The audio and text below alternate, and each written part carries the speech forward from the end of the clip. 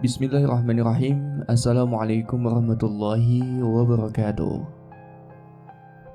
Seperti biasanya, jumpa lagi bareng saya di channel Rabu Misteri.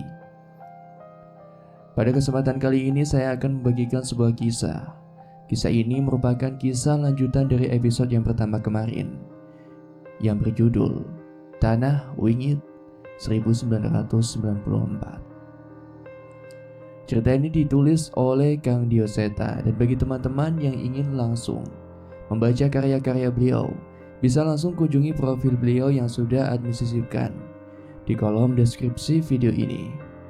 Namun sebelum kita lanjutkan ke inti ceritanya, alangkah lebih baik bagi yang belum subscribe, silahkan bisa tekan tombol subscribe terlebih dahulu. Dan jangan lupa aktifkan lonceng notifikasinya agar tidak ketinggalan video-video update terbaru dari kami. Untuk itu tanpa perlu berlama-lama lagi, langsung saja kita ke inti ceritanya.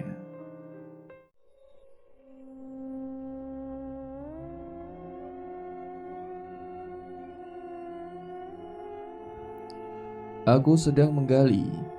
Iya, menggali di salah satu sudut di dapur rumah. Entah mengapa aku melakukan ini, namun semua ini terasa begitu jelas. Sudut dapur ini adalah tempat yang jarang sekali kami perhatikan. Salah satu sisi yang tertutup oleh tumpukan kayu bakar dan perlengkapan dapur yang jarang terpakai. Aku terus menggali sampai cangkulku menyentuh sebuah papan. Kusingkirkan tanah di atas papan itu dan membukanya. Nafasku menderu dengan cepat. Ada sebuah jasad yang sudah mengering di bawah papan itu. Matanya masih terbuka, tubuhnya masih menunjukkan gerakan napas. Tidak mungkin dia masih hidup. Kulitnya sudah terkelupas memamerkan dagingnya. Bahkan di bagian pipinya sudah terlihat tulangnya. Mayat itu terus bernafas semakin cepat dan menatap ke arahku. Jantungku berdegup semakin keras, merasa ingin lari dari tempat ini. Tapi makhluk itu mulai berusaha bergerak dan mendekatkan wajahnya padaku. "Ibu!" Aku berteriak. Seketika aku tersadar di kamar dengan tubuh yang penuh keringat. Mimpi? Tapi mengapa rasanya begitu nyata? Tok tok tok. "Mukti, bangun, udah lewat maghrib." Terdengar suara ibu mengetuk pintu membangunkanku. Ia membuka pintu dan memastikan aku sudah terbangun. "Mandi dulu, masih ada air," perintah ibu. "Iya bu, sebentar," balasku singkat. Aku masih mencoba mengatur napasku yang masih terasa takut dengan mimpi tadi. Semoga saja mimpi itu bukan pertanda buruk. Aku pun mengambil handuk dan menuju kamar mandi di belakang rumah. Langit sudah gelap dan perasaanku masih tidak enak. Aku pun memutuskan untuk mandi dengan cepat. Dengan sisa air yang sedikit, aku menyiram tubuhku dan membersihkan badanku. Entah mengapa aku merasa air yang kusiramkan begitu dingin. Aku pun menggigil, tidak seperti biasanya. Padahal aku juga cukup sering mandi di jam seperti ini. Dok dok dok. Tiba-tiba perhatianku teralih pada suara dari luar. Suaranya seperti suara dinding kayu yang dipukul-pukul. Aku mengintip dari celah pintu yang terbuat dari seng sederhana dan mencari asal suara itu. Dak dak dak. Suara itu terdengar lagi. Dari arah suaranya aku menduga suaranya berasal dari dapur. Aku mengira itu perbuatan ibu atau gendis dan menuntaskan mandiku. Tiba-tiba suara itu terdengar lebih keras dan lebih cepat. Kali ini aku mulai merasa aneh. Aku pun kembali mengintip ke arah dapur dan kali ini aku melihat asal suara itu. Pocong. Pocong itu melompat menabrakkan dirinya ke tembok dapur. Bahkan membentur-benturkan kepalanya. Ia berusaha untuk masuk, namun ada sesuatu yang menghalanginya. Aku menelan ludah melihat pemandangan mengerikan itu. Sialnya, seolah mengetahui ada yang mengawasinya. Makhluk itu pun menoleh ke arahku dan menatapku dengan wajahnya yang sudah membusuk. Sontak aku pun mundur dari lubang pintu dengan rasa takut yang mulai menyelimuti tubuhku. Dari jauh aku mencoba mengawasi lubang pintu itu lagi, berharap makhluk itu tidak menyadariku. Dan kali ini makhluk itu sudah tidak ada. Aku pun mengeringkan tubuhku dan segera mengenakan pakaian. Tapi saat itu samar-samar aku mencium bau amis dari arah belakang. Aku tidak berani menoleh. Seolah ada sosok yang begitu dekat berada di belakangku.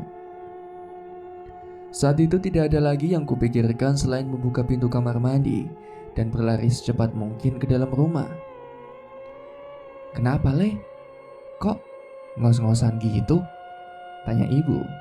Aku hanya menggelengkan kepala dan buru-buru masuk ke kamar. Aku ingin bercerita, tapi ada gendis di sana.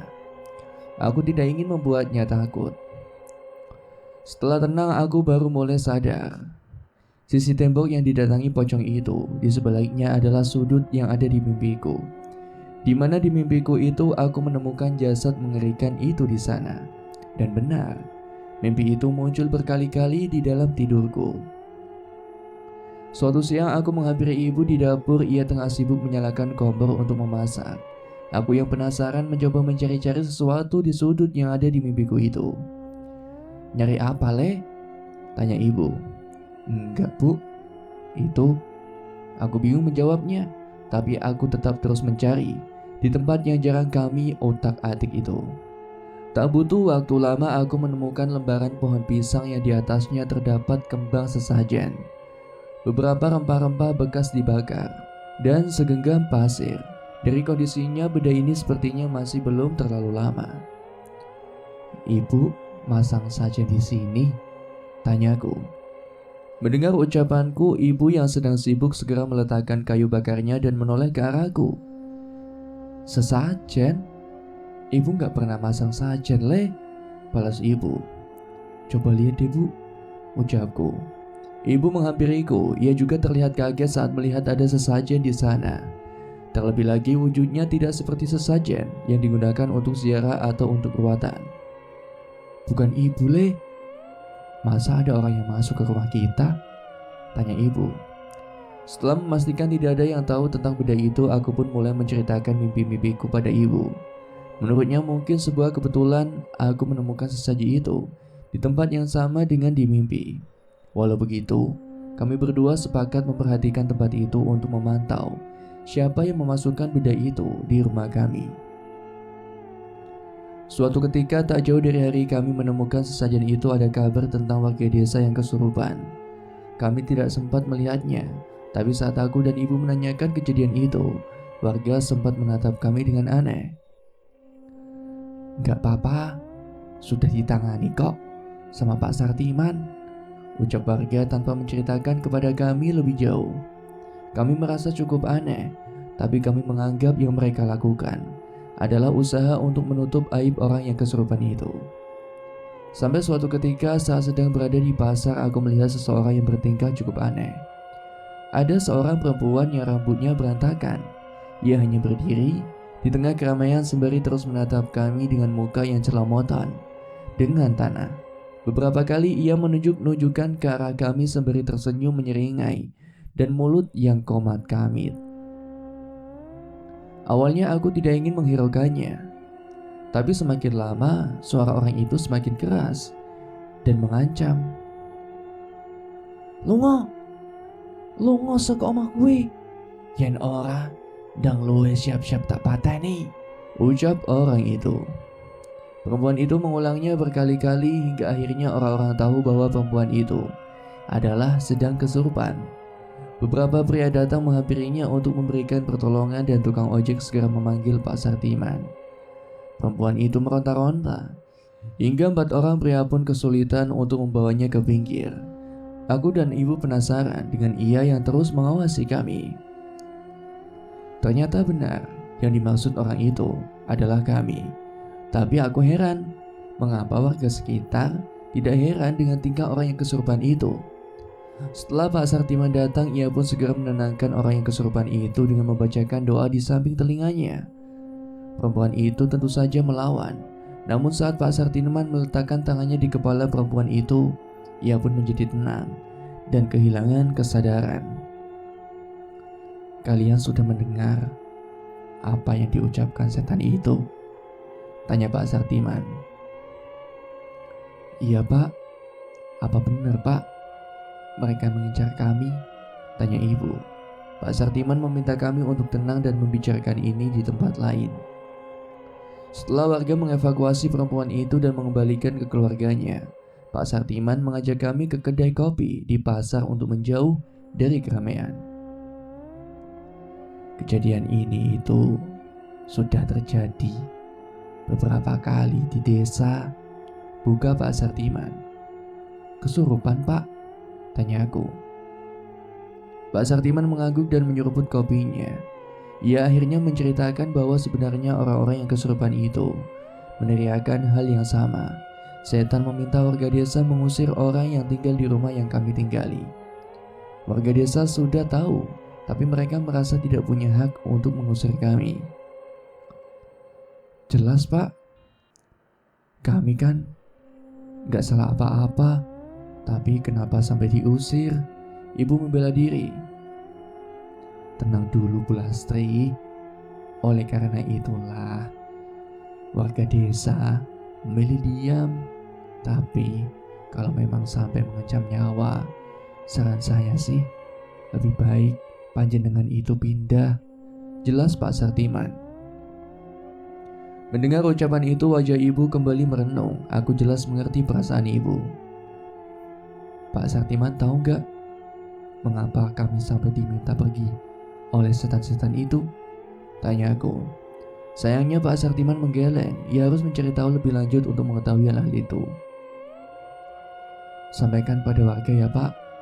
Mohon maaf Pak, kami belum bisa pindah. Jangankan untuk pindah Pak, bahkan uang untuk makan saja untuk beberapa hari ke depan saya masih cemas, balas ibu. Pak Sartiman mengerti dan menurutnya warga juga harus mengerti. Tapi ia mengatakan, seandainya dirinya dan warga bisa mendapatkan solusi untuk tempat tinggal kami, mereka harap kami mau menurut dengan mereka. Ibu pun menjawab bahwa hal itu bisa dibicarakan lebih lanjut. Nyatanya tinggal di rumah itu juga bukan hal yang baik untuk kami. Sepanjang perjalanan ke rumah aku tidak ingin bertanya banyak ke ibu. Aku yakin kejadian tadi sudah memberikan cukup banyak tekanan padanya. Aku hanya mengajak Gendis bermain sekaligus mencari tanaman-tanaman di pinggir jalan yang menarik perhatiannya. Sesampainya di rumah, aku penasaran dengan sesajen yang ada di dapur. Aku pun mengeceknya bersama ibu dan menemukan sesajen yang sudah diganti dengan yang baru. Sekarang kami yakin memang ada orang lain yang masuk ke rumah kami. Sayangnya beberapa kali kami mencoba mengawasi dan mencoba menebak. Kami tidak menemukan siapapun yang memasuki rumah itu. Tapi anehnya setiap beberapa hari sesajen itu sudah berganti dengan yang baru. Akhirnya aku memutuskan untuk nekat dengan membuang sesajen itu di luar dan memendamnya di galian sampah. Sayangnya seperti itu bukanlah keputusan yang tepat. Malamnya sesuatu yang aneh pun terjadi. Suara aneh memecah keheningan malam yang bertahan sejak tadi. Aku dan ibu terbangun dengan suara yang lebih mirip, seperti suara raungan tangis hewan liar. Tidak ada sepatah kata pun bertukar antara aku dan ibu di sisa malam itu. Kami saling memberanikan diri dan mencari asal suara itu. Satu hal yang tidak kami sangka, akar suara itu ternyata berpangkal dari dapur. Dari sudut tempat sesajen itu sebelumnya berada, saat itu aku mulai merasa sudah melakukan sebuah kesalahan. Tidak ada satupun dari kami yang berani mendekat, sementara suara itu juga enggan untuk berhenti. Yang terjadi, ibu hanya memintaku untuk tidur dalam satu kamar bersama dengan Gendis untuk saling menjaga. Kesal, sedih, atau marah, aku mendengar emosi dari suara yang terus membuatku merinding itu. Sulit untukku memejamkan mata hingga malam bertemu batasnya dan ayam berkokok menyambutnya. Barulah suara itu menghilang dan aku baru mampu tertidur. Walau kejadian semalam itu membuat aku dan ibu takut, tapi siang harinya kami sudah melupakannya begitu saja. Saat ini kami memang sudah sering merasakan dan melihat hal-hal aneh walau hanya sekelebat.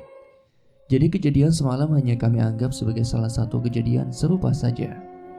Tapi malam setelahnya, terjadi hal yang kami tidak pernah sangka-sangka sebelumnya. Saat itu kami sudah sampai tidur lelap kami. Menjelang tengah malam, tidurku terganggu dengan suara-suara dari berbagai sisi rumah. Aku semakin curiga dengan bayang-bayang yang melintas di balik jendela. Aku ingin menyalakan lampu, tapi aku ragu dan memilih untuk menghampiri ibu dan Gendis di kamarnya. Tapi tanpa kusangka, ibu sudah memeluk Gendis di bawah kasur sembari memberi isyarat pada aku agar tidak berisik. Aku pun menghampiri ibu dan itu duduk di bawah bersama dengan ibu. Aku tahu ia bersembunyi dari sesuatu. Uang kui tenan arep gawe perkara pateni wae. Terdengar suara serak seorang dari luar jendela kamar ibu. Orang itu tidak sendiri. Ada beberapa langkah kaki yang mengelilingi tempat ini bersamanya. Wis tak kirim pocongan demit alas. Uwonge ora lunga-lunga. Iso gawat nek balung mayit iki nganti kenapa-napa, ucap seseorang yang lain. Pocong? Demit alas? Balung mayit? Siapa mereka ini? Dukun. Aku semakin penasaran dan mencoba mengintip dari jendela. Ada 3 orang. 2 orang pria berpakaian hitam dengan ikat kepala. Yang satu wajahnya terlihat sudah berkeriput dengan matanya yang bengis. Ada sebuah golok di tangannya, seolah sudah siap untuk membunuh seseorang. Seorang lagi tinggi bongsor berambut panjang, namun wajahnya juga sudah berkeriput. Sedangkan seorang lagi seorang perempuan berpakaian kebaya sederhana yang berdiri sembari menunduk di belakang mereka. Sepertinya ia adalah pelayan dari kedua orang itu. Dukun, Bu, bisikku pada ibu. Mendengar ucapanku, ibu dan Gendis semakin takut. Pasalnya mereka sempat mendengar mereka mengancam untuk membunuh kami. Tak lama kemudian, suara seperti malam sebelumnya kembali terdengar. Ada suara sosok yang merintih, seperti suara hewan dari arah dapur. Sontak ketiga orang itu pun menghampiri suara itu. Sesajen sudah kuganti, tapi dia masih mengamuk. Bisa bahaya kalau orang-orang tahu kita menguburnya di sini. Bisa ketahuan kalau kita yang membunuh Brotowilo dengan balung mayit, kata dukun bongsor itu menjelaskan pada temannya. Sialan, kuasai rumah ini dan kita urus sendiri balung mayit itu, balas dukun satunya. Lantas, perempuan dan bocah itu bunuh. Kita kuburkan di bawah rumah ini seperti yang lainnya, ucap orang itu dengan tenangnya. Mendengar pernyataan itu, seketika keringat dingin bercucuran dari tengkuk kami. Maaf, Den. Aden, bicara seperti itu bisa terdengar oleh mereka. Mereka sedang tidur di dalam rumah, ucap seorang perempuan di antara mereka. Bukannya semakin berhati-hati, dukun itu malah memukul pintu rumah dan memaksa untuk membukanya. Keluar, teriaknya. Kita habisi saja sekalian malam ini. Mendengar ucapannya, sang perempuan dan dukun yang bosor itu menurut dan membantunya membuka pintu belakang yang menyambung dengan dapur. Suara langkah kaki terdengar ke arah kami bersama suara golok yang dipukul-pukulkan ke tembok. Bu, gimana Bu ini? Gendis takut, Bu. Aku segera menutup mulut Gendis dan menyuruhnya untuk masuk ke kolong kasur untuk bersembunyi. Dan brak, pintu kamar terbuka. Dukun itu masuk ke kamar tempat kami berada. Kami hanya bersembunyi di kolong dipan kayu dan kami ditutupi dengan barang-barang yang sebelumnya memang ada di sini. Dukun itu memainkan goloknya dengan memukul-mukulkan ke benda-benda di sekitarnya. Kali ini, aku benar-benar takut. Entah sudah berapa kali kami berurusan dengan hantu. Namun rasa takut kali ini jauh lebih kurasakan dibandingkan sebelumnya. Di sini, nyawa kami terancam. Aku melihat dukun itu melangkahkan mendekat ke arah kasur. Ia menyabetkan goloknya di atas kasur dan memeriksanya. Kakinya benar-benar dekat dengan kami, hanya terpisahkan kardus barang-barang yang kami gunakan untuk menutupi tubuh kami. Ada? Tanya temannya dari luar. Tidak ada. Mungkin di kamar lainnya atau di ruang depan, ucapnya sembari melangkah keluar. Kami berdua menahan suara kami sekuat tenaga agar tidak menimbulkan suara yang bisa membuatnya menyadari keberadaan kami.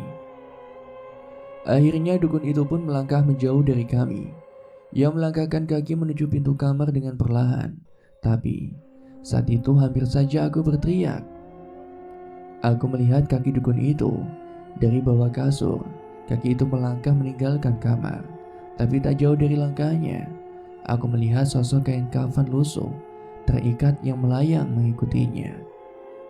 Dukun itu diikuti oleh sesosok pocong.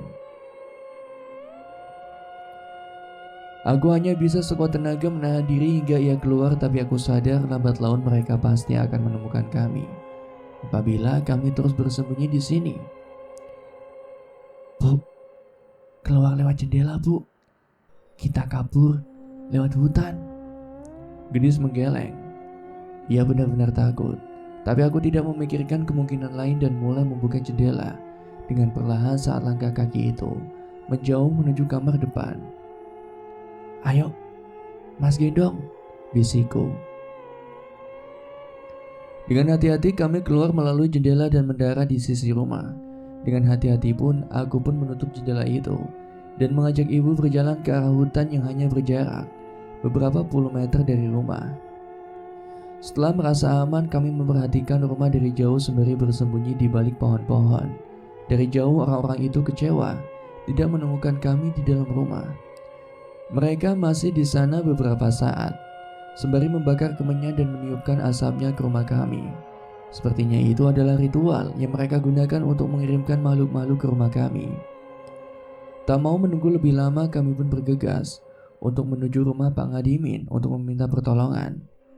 Tapi di tengah jalan aku terhenti. Ada pemikiran yang melintas di benakku. Apa ini semua karena ulahku membuang sesajen itu? Terlintas pikiran gilaku di mana aku harus mengeluarkan sesuatu yang disebut dengan nama balung mayat itu dari rumahku agar mereka tidak lagi datang ke tempat ini. Ibu duluan aja, biar aku yang mengawasi mereka dulu, ucapku pada ibu. Enggak, Mukti, kita pergi bareng, pinta ibu. Enggak apa-apa, Bu, nanti Mukti nyusul, ucapku yang segera berlari meninggalkan ibu. Aku tahu ibu pasti tidak akan mengizinkan walau berdebat semalaman. Dari jauh aku memastikan ibu melanjutkan perjalanan ke rumah Pak Ngadimin.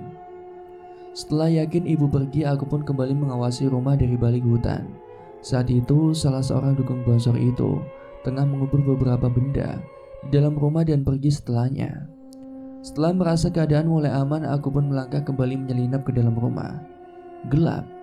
Aku mencoba menyalakan lampu, tapi tidak bisa. Sepertinya dukun itu juga memutus kabel listrik menuju ke rumahku. Suasana rumah ini benar-benar berbeda dibandingkan dengan sebelum-sebelumnya. Aku mencari senter dan menyalakan lampu minyak untuk menerangi ruangan. Saat ada di dalam rumah, aku merasa ada yang aneh. Aku merasa ada yang memandangi rumah ini dari luar. Ada makhluk hitam besar berdiri memandangi rumah ini dari halaman rumah. Aku mengingat itu adalah tempat di mana dukun itu mengubur sesuatu. Aku menjauh dari jendela berharap makhluk itu tidak melihatku. Tapi dari sisi halaman lain perlahan muncul pocong yang menggeliat seperti dulu saat kami lihat dari jauh. Aku memastikan hari ini bukanlah Jumat Kliwon dan Sabtu Pahing. Tapi mengapa pocong itu juga ikut muncul? Kali ini aku benar-benar takut. Aku tak mungkin keluar lagi dengan keberadaan makhluk itu di luar rumah. Aku pun melangkah semakin dalam, menjauhi mereka dan menuju dapur. Aku meyakinkan diri sekali lagi apakah akan menggali sudut itu atau tidak. Keraguan mulai muncul akan apa yang terjadi bila aku menggalinya. Tapi aku yakin cepat atau lambat aku harus menyelesaikan masalah ini. Aku pun mengambil palu untuk memecah semen paluran yang menutup tempat itu. Aku ingat titiknya dengan jelas dan membuka celah tanah untuk kugali. Jantungku berdegup kencang menanti apa yang akan kutemukan di bawah tanah ini. Semakin banyak cangkul, semakin banyak yang kuayunkan, semakin cepat nafasku merespon ketakutanku. Aku sempat terhenti beberapa saat untuk mengatur napas dan mengelap keringat. Namun aku harus menyelesaikan ini. Tepat seperti apa yang ada di mimpiku, cangkulku beradu dengan papan kayu lapuk yang menutupi sesuatu. Aku tidak akan siap bila menemukan sosok sama seperti apa yang ada di mimpiku. Sosok mayat yang masih hidup, itu jelas tidak masuk akal. Dengan hati-hati aku menyingkirkan papan kayu itu dan menemukan sesuatu di baliknya. Dan benar saja, di bawah rumah kami telah terkubur sesosok mayat. Tidak persis seperti dengan yang terlihat di mimpiku, mayat ini tidak membusuk dan kering seperti mumi. Sebagian daging dan kulitnya sudah terkikis dan memamerkan tulang-tulangnya yang sudah menjadi berwarna coklat kegelapan. Aku berpikir, apa mayat ini yang mereka sebut dengan nama balung mayat? Lantas apa yang harus aku lakukan dengan mayat ini? Apa cukup dengan melaporkannya pada Pak Sartiman atau warga desa? Bakar mayat itu. Terdengar suara membisik dari bagian ruangan. Aku mencari asal suara itu dan menemukan setan anak kecil yang mendiami kayu ukiran ular itu, seperti untuk mencoba memberiku petunjuk. Aku tidak mampu berpikir lagi, sepertinya itu yang harus aku perbuat. Aku pun mengambil minyak tanah dan menyiramnya pada jasad itu. Aku saat itu tidak berpikir bahkan mungkin saja yang kulakukan akan membakar rumahku. Hanya sedikit minyak tanah yang kupunya. Aku pun melemparkan korek api dan membiarkan minyak itu menyala pada jasad itu. Namun saat aku sedang membakarnya, suara itu terdengar lagi. Suara seperti tangisan hewan liar yang kudengar kemarin. Kali ini terdengar lebih jelas, berasal dari jasad yang kubakar ini. Api itu menyala tidak terlalu lama, ia mati dengan sendirinya. Mungkin jumlah minyak yang kusiramkan sangat jauh dari yang dibutuhkan untuk membakar jasad seseorang. Aku mencoba mendekat untuk mengetahui keadaan mayat itu. Tapi tepat saat aku hendak melihat wajahnya, tiba-tiba sebuah tangan menarikku ke dalam lubang yang kugali sendiri. Seketika rasa takut dan rasa panikku membuatku kehilangan kesadaran. Hawa dingin begitu menusuk di sekujur tubuhku. Aku mendengar suara-suara aneh dari sekelilingku. Ada suara tawa seorang wanita, raungan hewan buas, hingga suara tangis yang terdengar pilu. Aku pun membuka mata dan mendapati diriku berada di tempat yang berbeda. Di sekitarku terlihat pepohonan rimbun dengan kabut yang tebal.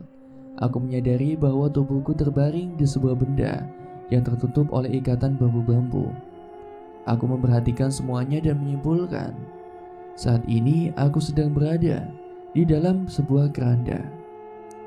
Di tengah kebingunganku, tiba-tiba terlihat sosok wanita berwajah rusak melayang mendekat ke arahku. Ia melayang dengan baju putihnya yang lusuh berkibar dengan noda darah. Ia mendekat dan matanya terus menuju ke arahku. Aku ingin lari dari keranda ini, namun di sisi sebelahku sudah ada sosok pocong yang memantauku dari belakang semak.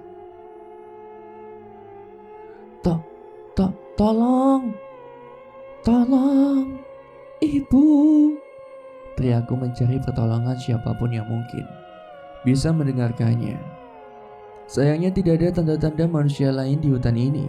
Tangan kuntilanak itu meraba keranda dan mencoba menggapaiku, namun hanya jari-jari pucatnya yang bisa menusuk dan mencoba menyentuhku. Pergi!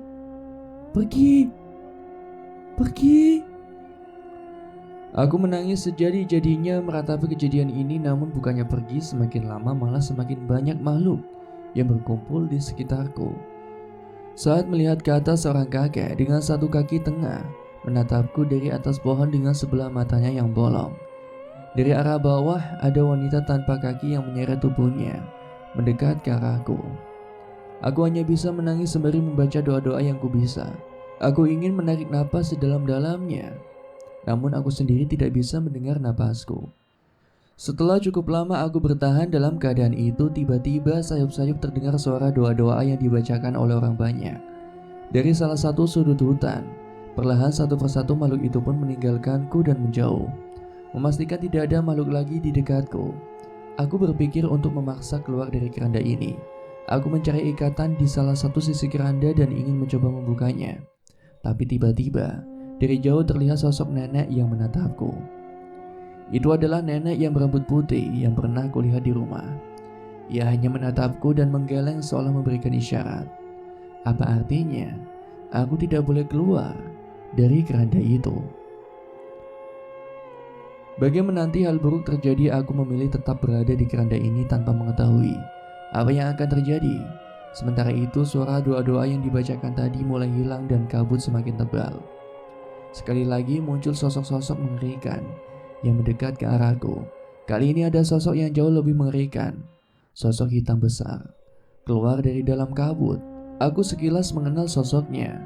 Sosok itu persis yang aku lihat di dalam rumah tadi.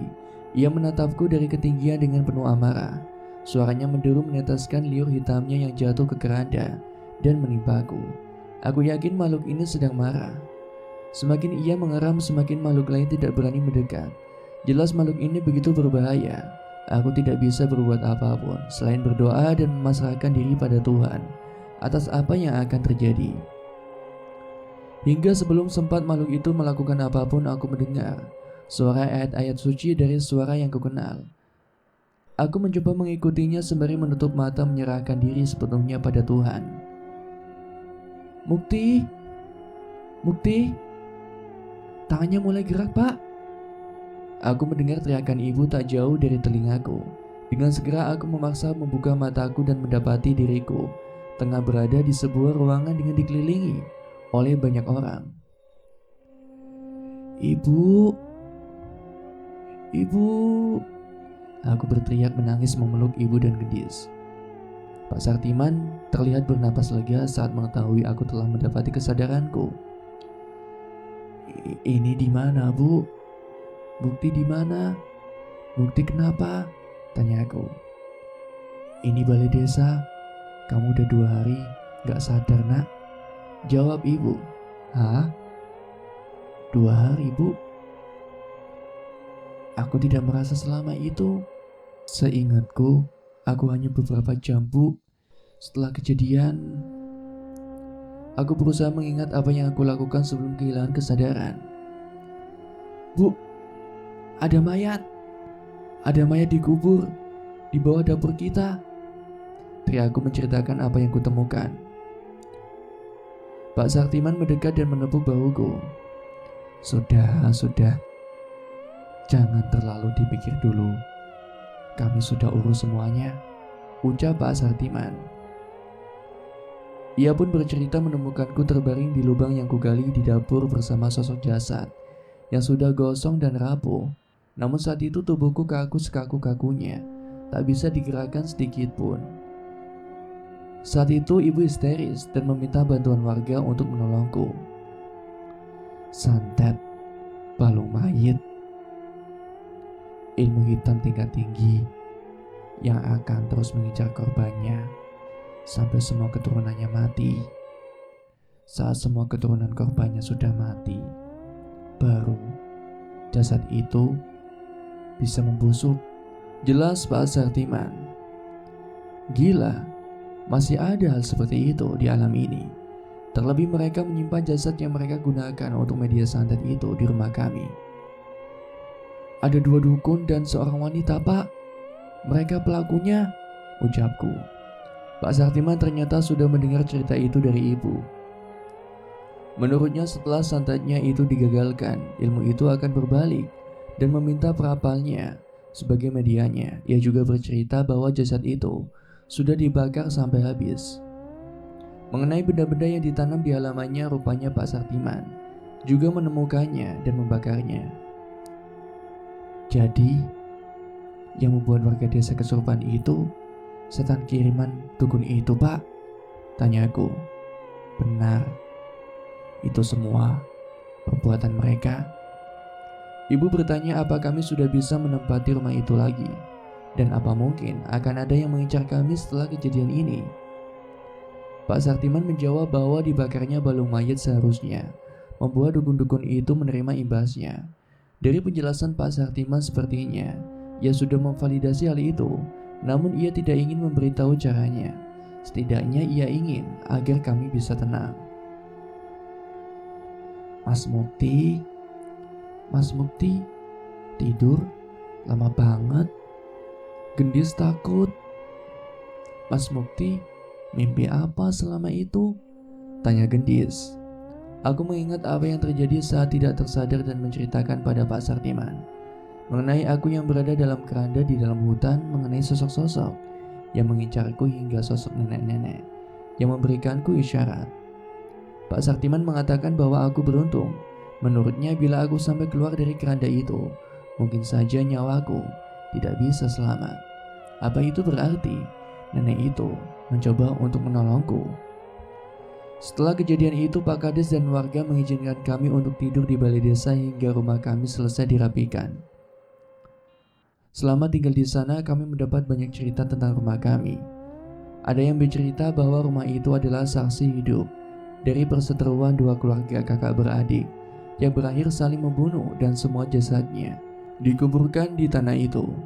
Belum lagi ada cerita bahwa tanah itu adalah tempat pemujaan sekte sesat yang pada waktu-waktu tertentu sering mengantarkan tumbal manusia di tanah itu. Sudah banyak generasi yang tinggal di desa ini dan tanah itu selalu punya cerita mengenaskan.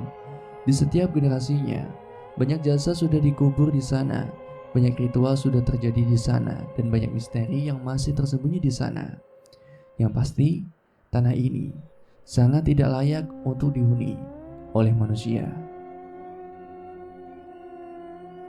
Setelah lulus SMA, aku mendapat pekerjaan dari seseorang juragan di kota untuk mengantarkan hasil desa ke kota. Awalnya aku hanya dibayar serabutan, namun seiring berjalannya waktu aku pun mendapat kepercayaan untuk memegang satu armada mobil bak untuk pekerjaan ini. Aku mendapatkan gaji bulanan, dan tak jarang petani-petani desa juga sering memberikanku tanda terima kasih karena sudah melariskan jualannya. Padahal aku sudah cukup senang bisa membalas budi pada warga desa yang sering membantuku mengenai masalah-masalah dalam rumahku. Aku sempat bertanya pada bos apakah aku boleh menerima uang dari mereka. Namun menurutnya, selama bisa memastikan hasil panen tetap memiliki kualitas yang baik, itu bukanlah masalah. Lagi pula bos pun sadar gaji yang ia berikan masih jauh dari standar gaji karyawan kota. Sesuai nazarku dulu saat aku mulai bisa mencari uang, yang kuutamakan adalah mencari tempat tinggal untuk pindah dari rumah itu. Aku pun kemudian mengontrak sebuah rumah sederhana yang tidak begitu jauh dari sekolah Gendis. Walau kecil, ibu dan Gendis merasa nyaman dan betah. Aku cukup lega saat akhirnya bisa meninggalkan rumah yang berdiri di tanah bingit itu. Setelah yakin ibu dan Gendis nyaman tinggal di kontrakan, aku pun meminta izin pada ibu untuk menghancurkan rumah yang berdiri di tanah bingit itu. Ibu pun setuju. Terlebih aku sudah memiliki cukup tabungan untuk membeli tanah yang sesuatu saat akan kami bangun rumah kami sendiri. Kisah mengenai tanah wingit berakhir di sini. Kini tanah itu dialihkan sebagai tempat pemakaman. Namun biasanya warga luar desa yang tidak mendapat lahanlah yang dimakamkan di sana. Sedangkan warga desa sendiri masih takut memanfaatkan lahan itu, bahkan untuk memakamkan kerabatnya. Walau begitu, sampai saat ini aku tidak pernah mendengar cerita menyeramkan lagi tentang tanah wingit. Entah mengapa sudah tidak ada, atau memang aku yang sudah tidak pernah mencoba untuk mendekatinya lagi. Wallahu a'lam bishawab. Demikianlah kisah yang dapat saya sampaikan. Semoga dari kisah ini dapat dijadikan pelajaran untuk kita semua. Amin ya rabbal alamin. Dan serta senantiasa bisa meningkatkan keimanan serta ketakwaan kepada Allah Subhanahu wa taala. Amin amin ya rabbal alamin. Terima kasih, semoga bermanfaat. Sampai jumpa pada cerita-cerita selanjutnya. Wallahul muwaffiq ila aqwamit thoriq. Wassalamualaikum warahmatullahi wabarakatuh.